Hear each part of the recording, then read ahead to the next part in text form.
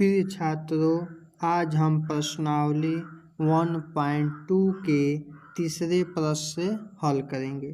तो चलिए तीसरा प्रश्न पढ़ते हैं। तीसरा प्रश्न है, अभाज्य गुणनखंड विधि द्वारा निम्नलिखित पूर्णांकों के एचसीएफ और एलसीएम ज्ञात कीजिए। तो देखिए, पहला क्वेश्चन है 12, 15, 21। तो किस विधि से करना है? अभाज्य गुणनखंड विधि से करना। अभाज्य गुणनखंड विधि से। तो 12 का हम क्या करते हैं? गुणनखंड करते हैं। तो 2 छक्के 12, 2 तिहाई 6 और 3 करने 3, बहुत आराम से। और किसका करते हैं? 15 का करते हैं। 15 का अभाज्य गुणनखंड करेंगे तो क्या होगा? 3 पचे 15 और 5 करने 5। 21 का करते हैं। 21 का क्या हो जाएगा? 3 सत्ते 21, 7 करने 7, बहुत आराम से कर लिए हमने। अब देखिए, यहाँ यही लिखते हैं। 12 के बराबर क्या हो जाएगा? 2 गुणा में 3, ठीक है। अब 15 के बराबर क्या हो जाएगा? 3 गुणा 5। और 21 के बराबर क्या हो जाएगा? 3 गुणा 7। ये हो गया। अब एचसीएफ ज्ञात करना है। तो एचसीएफ क्या होता है? जो दोनों सब में कॉमन होता है वही क्या होता है? एचसीएफ होता है। तो देखिए, सब में कॉमन क्या है? यहाँ भी 3 है, यहाँ भी 3 है, यहाँ भी क्या है? 3 है। ये 3 सब में क्या है? कॉमन है। तो एचसीएफ कितना हो जाएगा? 3। यही का हो जाएगा आंसर। एक आंसर हो गया। अब एलसीएम ज्ञात करना है। एलसीएम में क्या होता है? जो तीनों में होता है उसको लिख देते हैं, और बाकी जो बचता है उसको भी क्या करते हैं? हम लिख देते हैं। तो यहाँ 2 है 2, यहाँ भी 2 है तो यहाँ भी 2, यहाँ 5 है तो 5, यहाँ 7 है तो 7, बहुत आराम से। कितना हो जाएगा? 3 दूनी 6, 6 दूनी 12, 12 पचे 60 और 60 सत्ते 420। यही हमारा क्या हो जाएगा? एलसीएम हो जाएगा। यही हमारा क्या हो गया? आंसर हो गया। तो एचसीएफ 3 और एलसीएम 400 क्या हो गया? 20 हो गया। इसको बहुत आराम से हमने क्या किया है? निकाल लिया है। अब हम अगले प्रश्न की तरफ बढ़ते हैं। तो प्रश्न दूसरा प्रश्न का सेकेंड क्वेश्चन। तो दूसरा प्रश्न का सेकेंड क्वेश्चन है 17, 23 और 29। यही हमारा प्रश्न है। तो इसको हल करते हैं। तो 17 का अभाज्य गुणनखंड क्या होगा? तो 17 को तोड़ेंगे तो 17 कौन है? 17। इसके अलावा कुछ जाएगा तो इतना ही रहने देते हैं। 23 को भी करेंगे तो 23 कौन है? 23। 29 भी अभाज्य संख्या है तो 29 कौन है? 29, ठीक है। तो 17 के बराबर क्या हो जाएगा? 17, ठीक है। 23 के बराबर क्या हो जाएगा? कुछ नहीं है तो 23। 29 के बराबर क्या हो जाएगा? तो यहाँ क्या हो गया? 29 है तो सिर्फ क्या हो जाएगा? 29।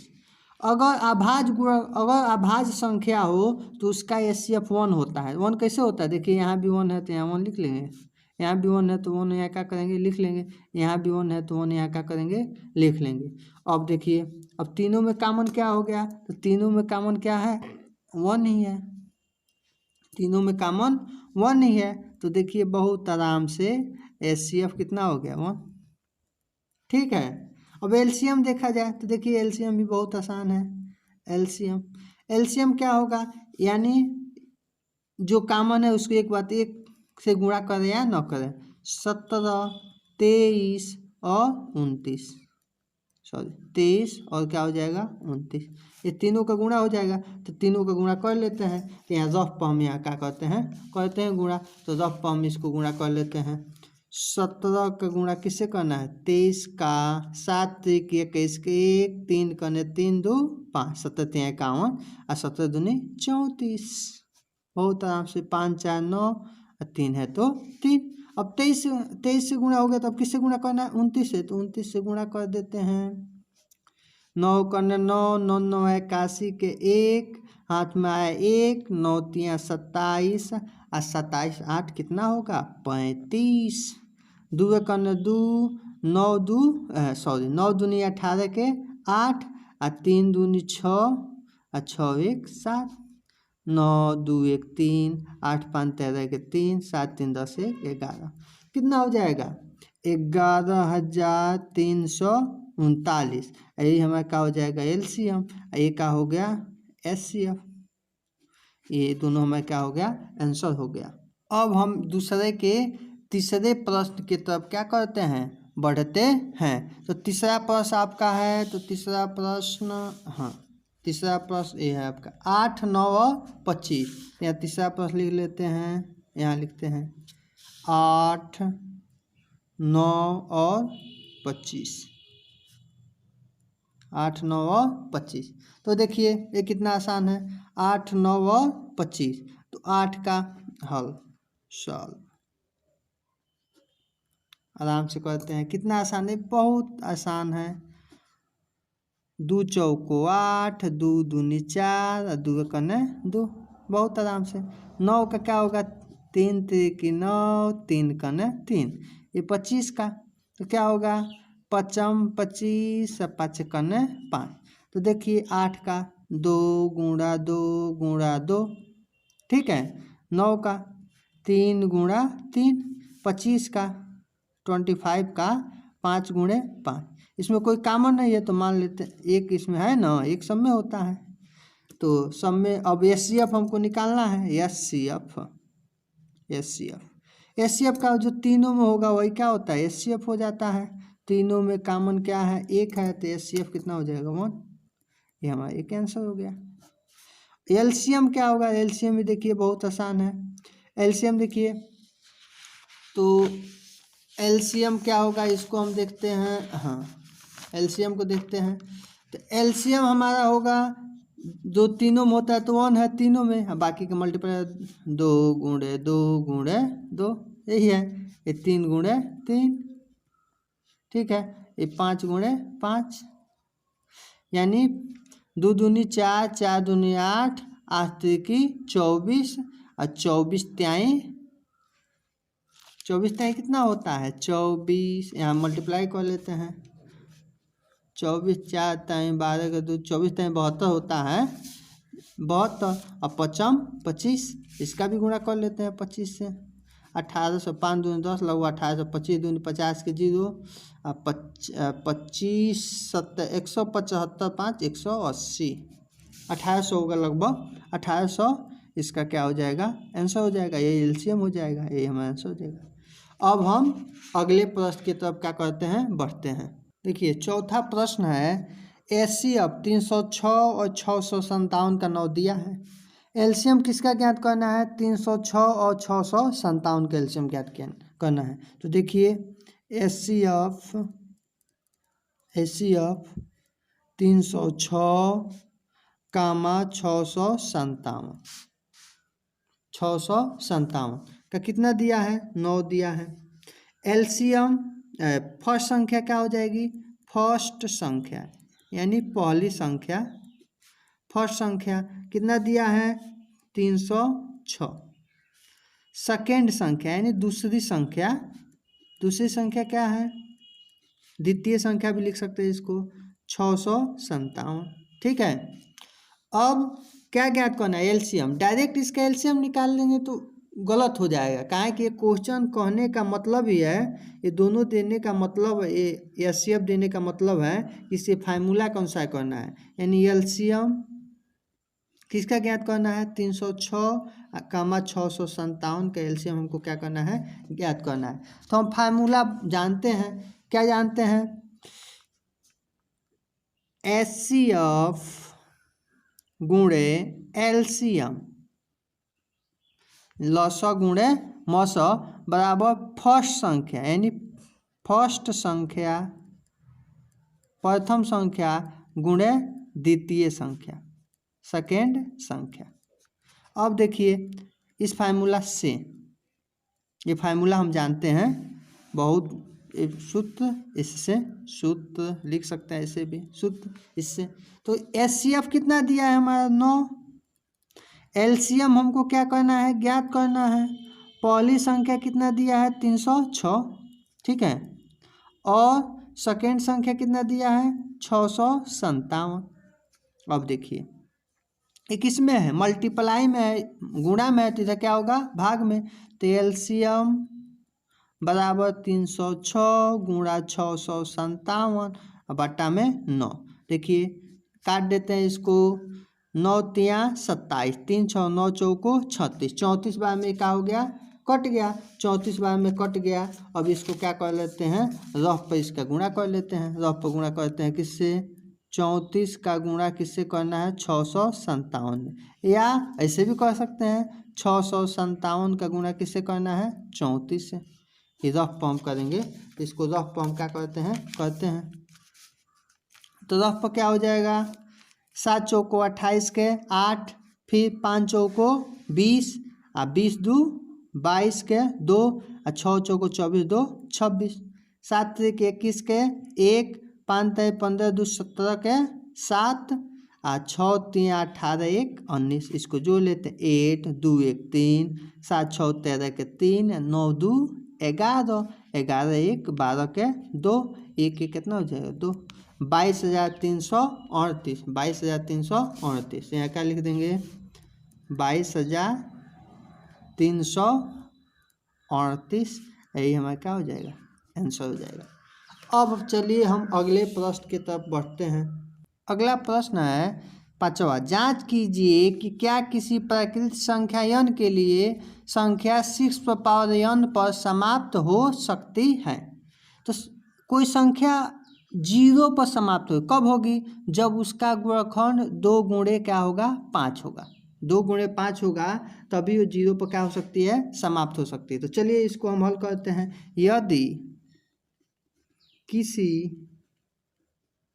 किसके लिए, n के लिए, n के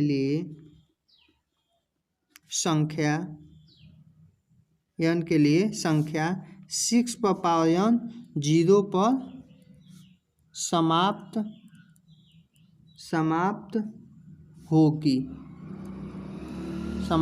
होगी तो वह 5 से विभाज्य होगी, 5 से क्या होगी, विभाज्य होगी। अर्थात हम लिख सकते हैं, अर्थात 6 पर पावर n के अभाज्य गुणनखंड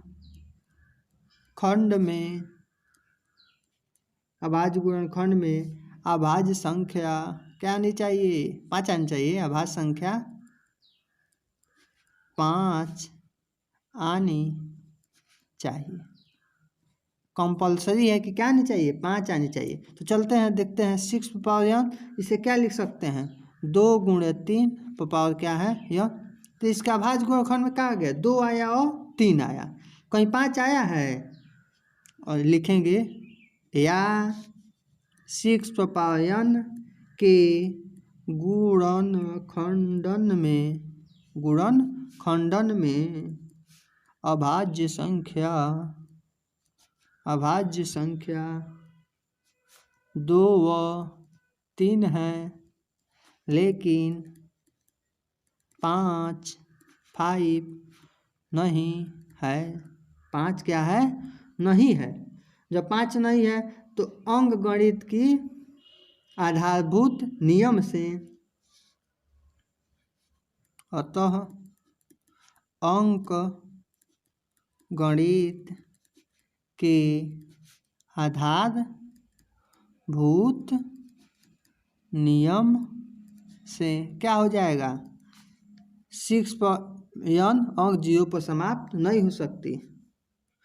अतः लिख सकते हैं, अतः ऐसी कोई भी प्राकृत संख्या n नहीं है जिसके लिए 6 पर पावर n अंक 0 पर समाप्त होगी। बहुत आसान सा। अब हम अगले प्रश्न की तरफ बढ़ते हैं। चलिए 6वें प्रश्न को हम देखते हैं। व्याख्या कीजिए कि 7 गुणा 11 गुणा में 13 प्लस 13 और 7 गुणा 6 गुणा 5 गुणा 4 गुणा 3 गुणा 2 गुणा 1 प्लस 5 भाज्य संख्याएं क्यों हैं। तब देखिए 7 गुणा 11 गुणा 13 और प्लस 13, इसको क्या लिख सकते हैं, यहाँ भी 13 है, यहाँ भी 13 को हम बाहर कह सकते हैं, यानी 13 गुणा क्या हो जाएगा 7 गुणा 11 और प्लस में क्या हो जाएगा 1। 13 निकल गया तो यहाँ 13 हट गया तो क्या बचेगा 1 बचेगा।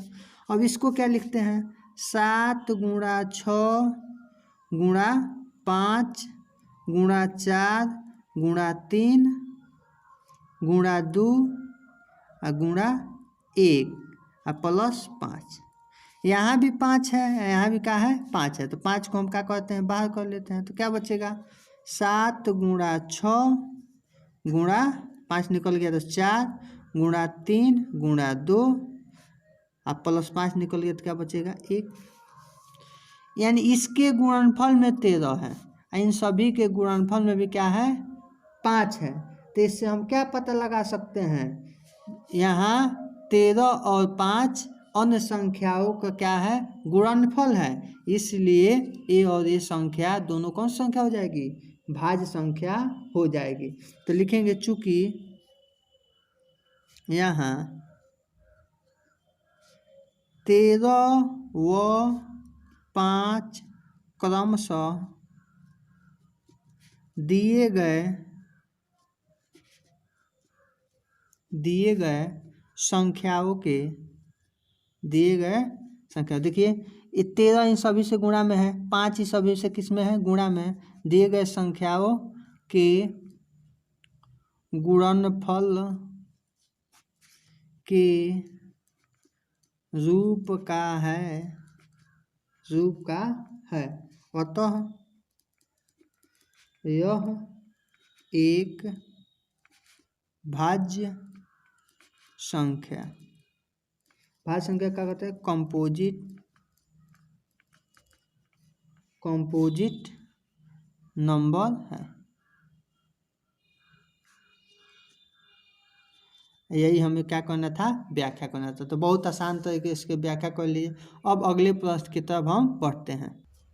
7वां प्रश्न है किसी खेल के मैदान के चारों ओर एक वृत्ताकार पथ है, इस मैदान का एक चक्कर लगाने में सोनिया को कितने मिनट लगते हैं 18 मिनट लगते हैं, और जबकि इसी मैदान का एक चक्कर लगाने में रवि को कितना मिनट लगते हैं 12 मिनट लगते हैं। मान लीजिए दोनों एक ही स्थान, मान चलिए एक वृत्ताकार पथ है, ठीक है।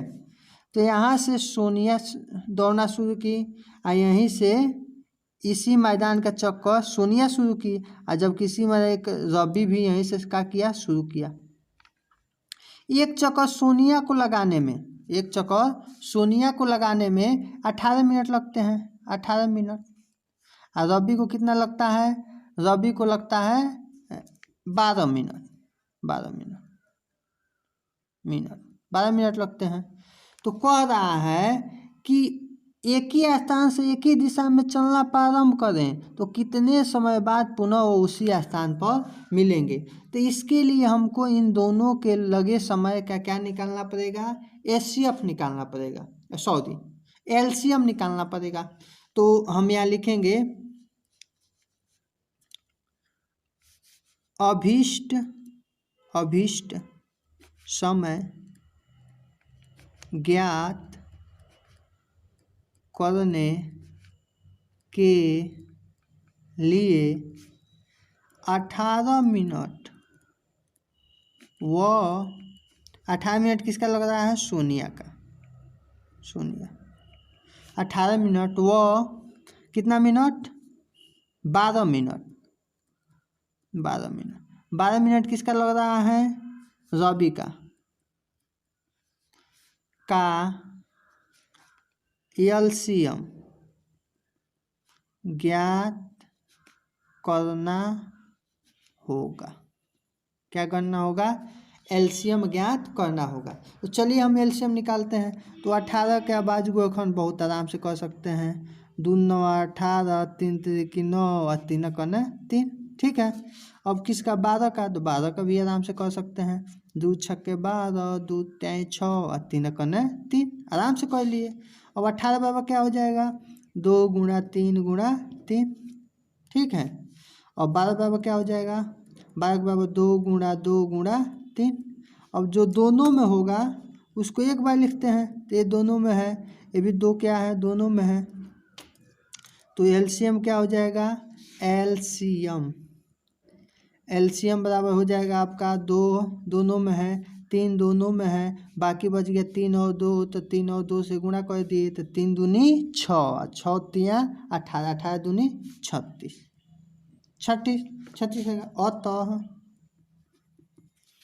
36, अतः ये दोनों घूमते घूमते 36 मिनट बाद एक ही स्थान पर क्या करेंगे, मिलेंगे। अतः दोनों 36 मिनट बाद पुनः एक ही स्थान पर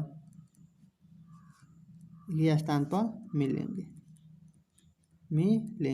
ये हमारा क्या हो गया, आंसर हो गया। बहुत आसान। Thank you very much.